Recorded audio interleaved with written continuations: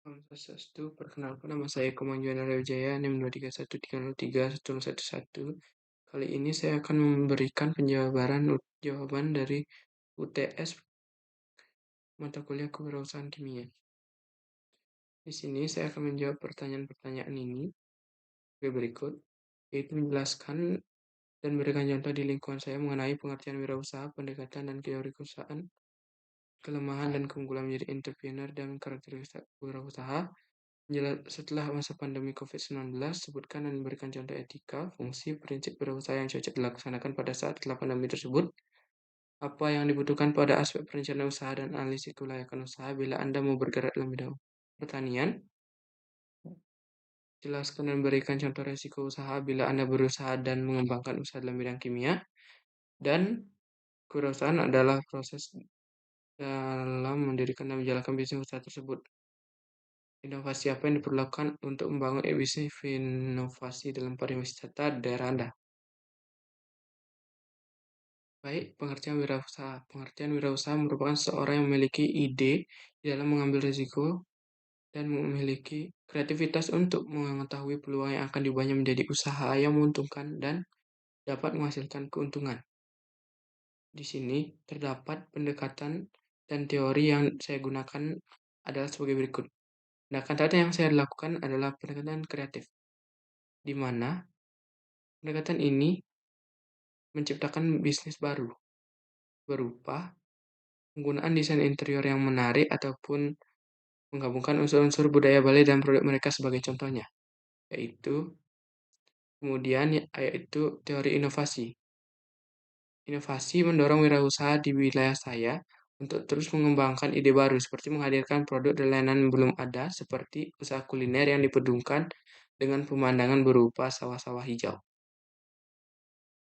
Kemudian adapun kelemahan dari kewirausahaan yaitu tekanan kerja intensif yang dimana akan mengakibatkan tekanan dan beban kerja yang berat dan juga tinggi. Kemudian yaitu ketidakpastian akan pasar. Ketidakpastian akan pasar dapat membuat perencanaan jangka panjang ataupun jangka pendek juga menjadi lebih sulit, sehingga akan sulitnya ataupun menghambat terjadinya wirausahaan berjalan dengan lancar.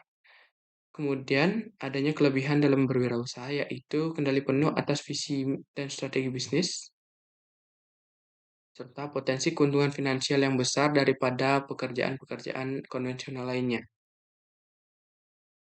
Adapun karakteristik wirausaha di sini saya mengambilnya hanya 3 yang menurut dari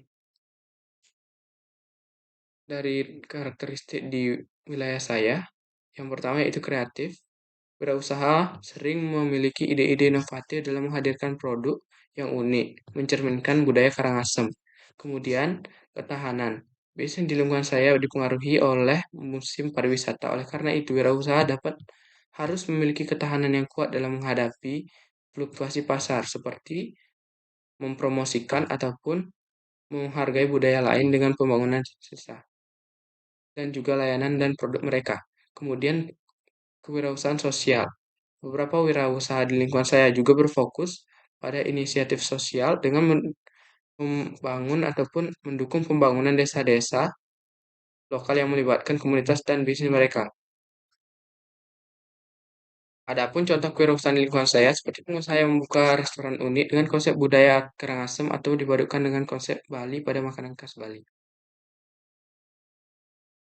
Kemudian ada etika, fungsi, dan prinsip setelah pandemi COVID-19. Etika wirausaha di sini harus menjaga transparansi dalam memberikan informasi kepada pelanggan dan bertanggung jawab secara sosial dengan terlibat dalam inisiatif sosial untuk membantu masyarakat yang terdapat daripada paparan COVID-19. Kemudian ada fungsi wirausaha. Fungsi wirausaha harus juga menyesuaikan produk atau layanan mereka untuk memenuhi kebutuhan baru yang muncul selama pandemi. Kreativitas dan inovasi juga di sini harus dikedepankan untuk terus mencari cara baru dalam memecahkan masalah dan memenuhi kebutuhan. Kemudian yang ketiga yaitu prinsip-prinsip Prinsip-prinsip dasar seperti kepercayaan dan kemanusiaan juga perlu diikuti untuk memastikan bahwa bisnis mereka berkelanjutan, berfokus pada kepercayaan pelanggan, mitra, dan karyawan.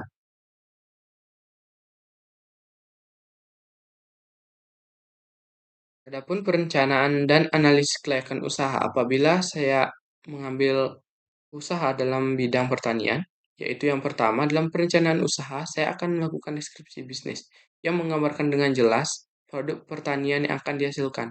Kemudian riset pasar. Lakukan penelitian pasar untuk memahami permintaan, tren, dan kebutuhan pasar. Kemudian lakukan strategi ataupun menyusun strategi pemasaran yang mencakup bagaimana produk akan dipasarkan, harga yang ditetapkan, serta promosi yang akan digunakan untuk menarik pelanggan.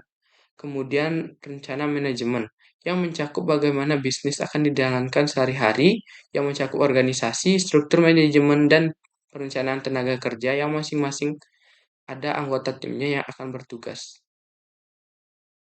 Kemudian pengaplikasiannya rencana dan estimasi biaya yang mencakup pelaksanaan langkah-langkah yang telah dirumuskan sebelumnya. Selain itu juga melakukan estimasi biaya yang mencakup biaya awal untuk peralatan, benih, pupuk, gaji tenaga kerja, dan biaya operasional lainnya.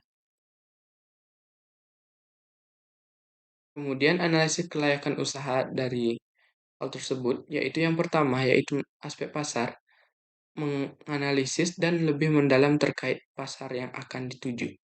Kemudian ada aspek lingkungan yang berupa faktor eksternal yang dapat mengaruhi usaha pertanian. Kemudian ada aspek manajemen yang memberikan penilaian kemampuan manajemen yang ada, termasuk kemampuan untuk mengelola sumber daya, pengambilan keputusan, dan penyelesaian masalah. Kemudian ada aspek teknis. Penilaian teknis di sini terkait produksi pertanian, juga termasuk pemilihan varietas tanaman dan teknik budaya, serta perawatan tanaman.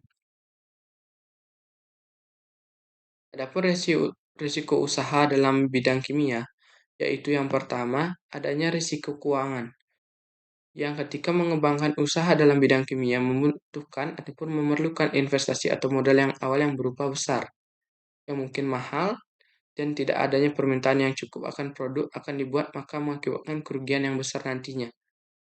Kemudian ada risiko izin. Dalam menjalankan suatu bisnis kimia, kebutuhan akan izin akan standar sangat diperlukan. Karena jika saja tidak mematuhi aturan atau regulasi akan mendapatkan pencabutan izin edar. Kemudian ada risiko keselamatan. Bidang kimia melibatkan penanganan bahan kimia yang berbahaya dan peralatan laboratorium yang kompleks, sehingga risiko kecelakaan dan cedera serius dapat saja terjadi jika tidak adanya K3 ataupun keselamatan kerja. Kemudian adanya risiko pasar yang merupakan tantangan tersendiri pada kelangsungan usaha ke depannya yang mencakup ketidakpastian yang akan permintaan yang nantinya akan turun atau naik sehingga dapat mengganggu kelangsungan daripada usaha saya sehingga usaha tidak dapat berjalan sesuai dengan keinginan. Kemudian pembangunan bisnis pariwisata di daerah saya, yaitu Karangasem. Di daerah saya, mungkin ada inovasi yang mungkin saya akan lakukan, seperti melakukan suatu penggabungan. Nah, penggabungan di sini yaitu dengan kita menggabungkan pengalaman petualangan seperti mendaki gunung dengan menggabungkannya dengan pengalaman budaya seperti berkunjung ke pura-pura tradisional. Kemudian penggunaan teknologi. Nah, penggunaan teknologi di sini yaitu dengan menggunakan pengalaman wisatawan dan pemasaran destinasi melalui platform ataupun teknologi seperti aplikasi seluler dan platform online. Serta yang terakhir yaitu mempertahankan daya tarik dari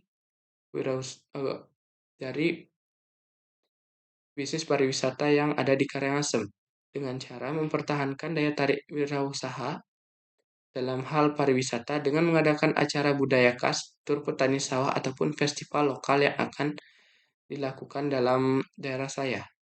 Baik, sekian saja pembahasan saya mengenai jawaban-jawaban UTS saya. Bila ada salah kata, saya mohon maaf. Saya akhiri dengan Paramasanti. Om Santi Santi.